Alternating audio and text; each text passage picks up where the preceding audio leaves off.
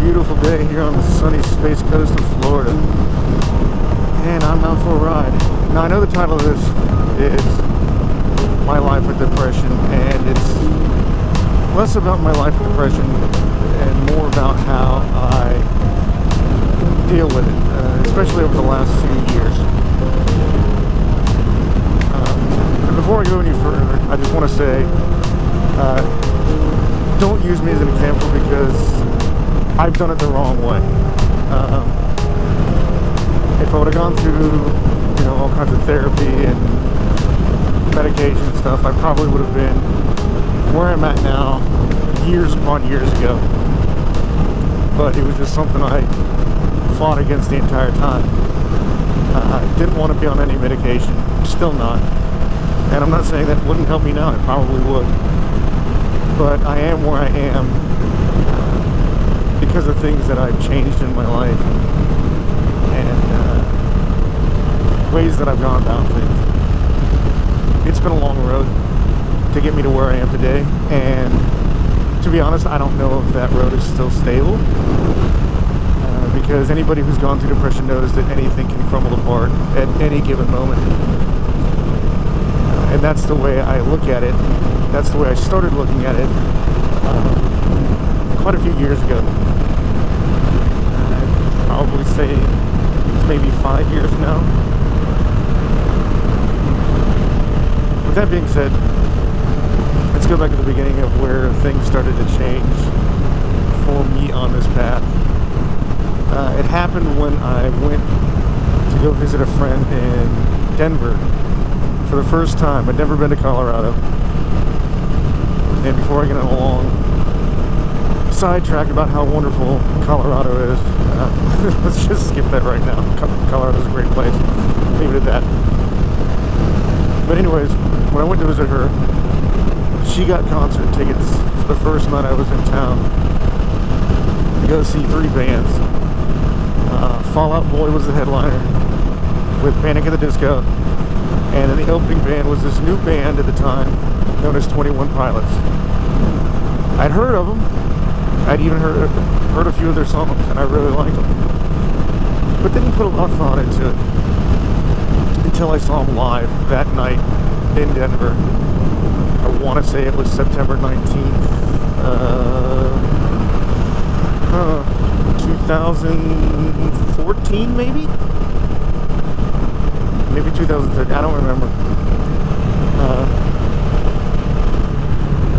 But I started listening to the lyrics a little bit more than what I'd heard when I just watched a few videos of theirs. Like I said, I like the songs, but I didn't put a lot of thought into it until I started really listening to the lyrics and what they were talking about. And it were those things that, your typical teenager goes through, but people, more importantly, people with depression go through. And hearing that made me listen, and then I started thinking about things, because Tyler Joseph was known for putting ukulele in songs, which is something you never really heard of for a pop song. And although I don't know if I guess they're pop now, but I don't know if they were really pop. They're kind of a weird alternative kind of thing. But I became a big fan. And I'd always liked the ukulele because of a guy named Jake Shimabukuro. But when you hear him play, you think there's no way on earth I could ever play the ukulele. Look him up. He's really good. He's known for doing My Guitar Gently Weeps on ukulele. Fantastic. But anyways, 21 Pilots made me believe that I might be able to play ukulele. So that was the first step in getting me to where I am now. Went out, got a ukulele, found a ukulele teacher, started taking lessons, and it became a thing. I love the ukulele, a little 4-string instrument. There's no way you can play it and not be happy. It's just impossible. Even sad songs sound fun on a ukulele. I'll show you my ukuleles here. Ukuleles here, so you can take a look at them. The last 2 are my pride and joy. I had those custom built. the company that made those are wrapping it up. They're not going to be making it anymore. If you can find a Maimoi, buy it. They're wonderfully delivered. But anyways, I digress. And we got to get back to the next step. The next step was when I went to visit a friend in Portland, and I was wanting to write more. I had kind of slowly stopped writing because of writer's block. I let it get to me, and it's one thing you should never let happen if you're a writer, is let writer block get to you. But while I was out there, she was doing something with marionette puppets. The thing was, she was doing a Project 365 where she was making a puppet head a day. That was the thing. It was to keep her going, so that she would do that. She would eventually make all the marionettes, and then she was going to, I think, give the majority of them away to children to learn how to work marionette puppets. So it was all for a good and worthy cause. But that got me thinking, I want to write. I need to write. Maybe I'll try one of these Project 365s, but what am I going to write about? If I just write to write, then it kind of loses purpose for me. And I get back to the same situation I was in with the writer's block. Then I heard a podcast by Greg Fitzsimmons. And on that, he was talking about how he wanted to start doing a podcast that would be his honest thoughts. No filter, just anything that comes off his head. And it'd be the stuff that he thinks about. May not be moral or things like that, but it was the thoughts that would run through his head, and I thought, maybe I could do that with writing. And so I began to start off with a Project 30, where just for 30 days I was going to write something every day about, well, the thoughts that ran through my head. Sometimes it would be a short story, sometimes it would be how my day went, sometimes it would be about the things I'm thinking about. And I found in doing that I was able to verbalize things without actually speaking them, and letting go of them. So the 30 turned into 100, and the 100 turned into the 365, and I'd had that all up on Facebook. And we'll get to the third part, which involves Facebook in a little bit here. But I managed to get through the 365, and when I saw that that was approaching, I didn't want the writing aspect to end.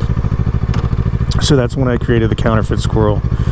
The whole name came across, and how I tried to come up with some other name, but this is what fit. As dumb as it is, it's what it is. But the third phase of dealing with this was getting rid of Facebook. It was doing some pretty bad things to me. All the opinions that were on there and everything, and I couldn't get rid of it. I couldn't escape it no matter how hard I tried by blocking and hiding things and all that. Some things would still come up, and I just didn't want to see it anymore. So I got rid of Facebook altogether. I was done with it, and I let the 365 be my swan song on there. I did day 365, and then the very next day I posted up on the Counterfeit Squirrel and deactivated my Facebook account. And that was just the third step. The fourth step came a little bit in the later, and what you see me writing now. I'd ridden bikes practically my whole life, you know, as a kid riding dirt bikes, and then older, and And I've always been off and on a bike for years. But I put it away for a while because a friend of mine got in a bad accident. And it kind of spooked me a little bit, so I just stayed away. And then I finally decided I needed the itch, I needed to ride again. And that's when I bought good old Saki here.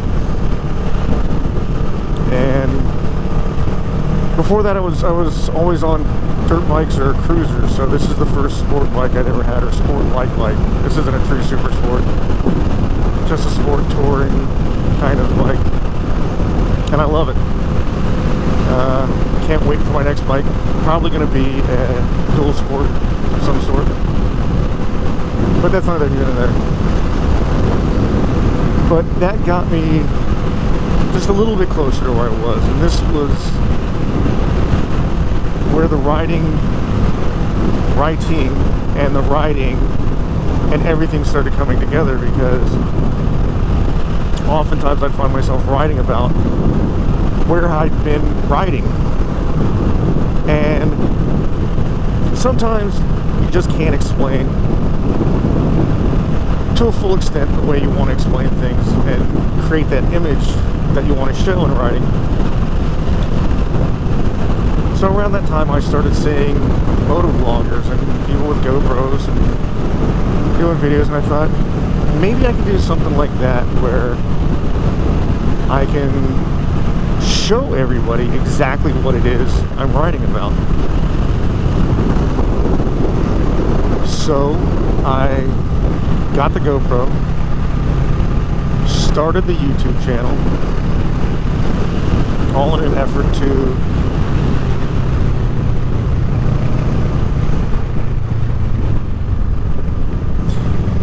see people like this who pull right out in front of you. That's what happens with motorcycles.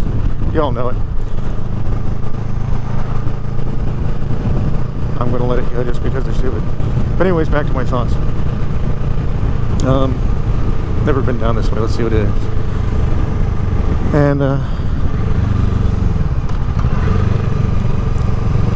so where was it? Oh yeah, showing everybody what it was I was writing about.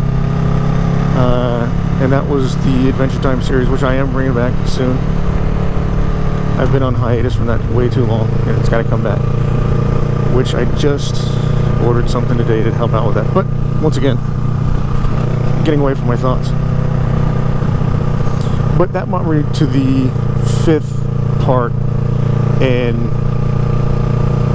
what brought me to where I am today. This is the final segment of it, and that is the video creation. I found out I really, really love and enjoy doing it, and this is a dead end. And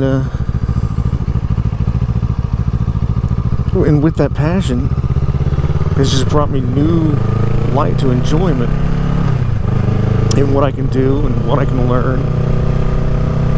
I don't think I'm great at it. I think I'm okay at it. I think I have a lot to learn. I think I have ways to improve. I definitely have ways to improve. But it got me to kind of where I want to be in life. And that's all you can truly hope for. But right now, depression seems like something far in the past. Is it gone for good? I hope so. I don't know that it is. But I'm on the right side of the street now, I guess you could say.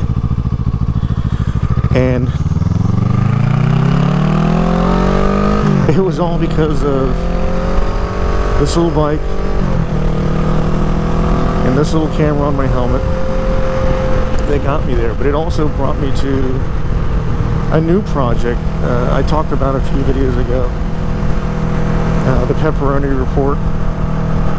I'll put links for that right down in the description so you can check it out.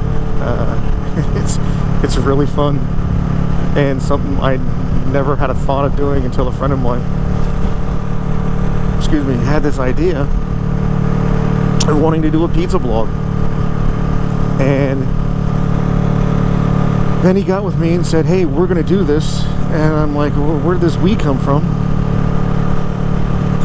And he said, come on, we can do it. You got a blog, you can do this. And I'm like, all right, I don't know if you understand what that means if you get me involved, because I'm gonna make it happen. And so I did. As soon as he did that, I immediately created a blog, started a new YouTube channel for it, created an Instagram for it as well.